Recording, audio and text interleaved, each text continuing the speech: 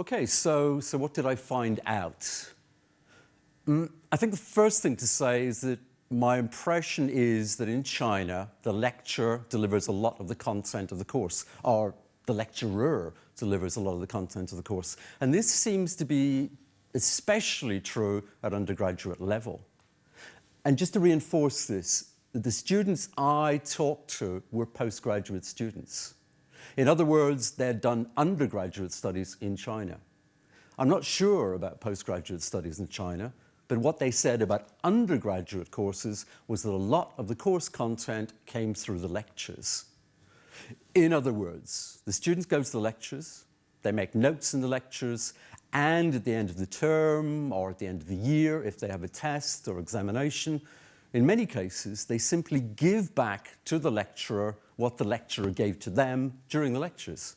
And that seems to be sufficient to pass the exam and pass the course. So, the lecture is the important vehicle of the course content. It carries the course content.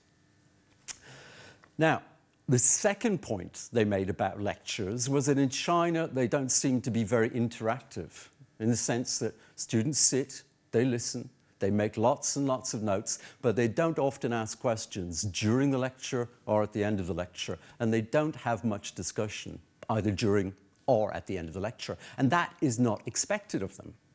So they really, in China, lectures don't seem to be very interactive. Another point which students made to me, which I thought was interesting, was that the main points, the important points of a lecture, are often explicitly marked by the lecturer.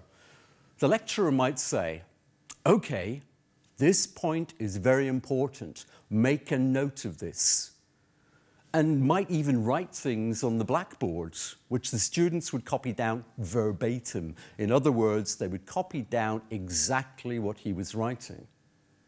So this was interesting. It seems that the students don't have to decide for themselves what is important, what is less important. The lecturer tells them.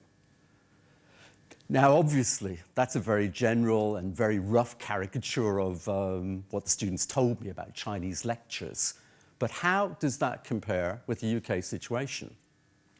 Well, in the UK, I think it's fair to say that the course content is not only delivered through the lectures. If you study on a UK course, and if you only give back to the lecturer in examinations or tests or assignments or essays, if you only give back what he or she says during the lecture, then I don't think you're going to pass the exam, the course. I think what lecturers are doing in the UK is something different. I think either they're giving an overview of the main ideas connected with the subject, or they're giving some general background to the subject. And then it's the student's responsibility to go away and to do lots of reading and to really fill in the details and to fully understand the theories, the ideas the lecturer is talking about. And that really brings me to the point of reading, because what I understood from my Chinese students was that in China, certainly at undergraduate level, they had one course book for each course. And just to emphasize that, they seemed to have one course book. And there was a very close correspondence between what the lecturer was saying and what was in the course book. In other words, if the students wanted to, they could go away at the end of the lecture and read the course book. And it would essentially say what the lecturer himself had said. So there was that kind of reinforcement. In the UK, it's very different. There's not one course book for one course. You can't just go away and read one book and find the entire content of the lectures there. You will have to read a lot of books and a lot of articles to fill in what the lecturer has given you. So in the UK, reading and reading really widely is an essential part of what students do after lectures.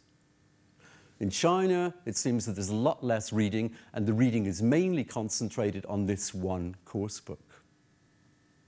That's one thing about the UK. The other thing about the UK lecture, is that lecturers here do expect students to interact, to ask questions, to raise points of view, to make comments, to enter into discussion.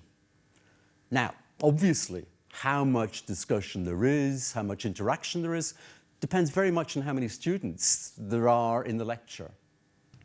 Here at Reading, in some cases, we may have 20 students in a lecture.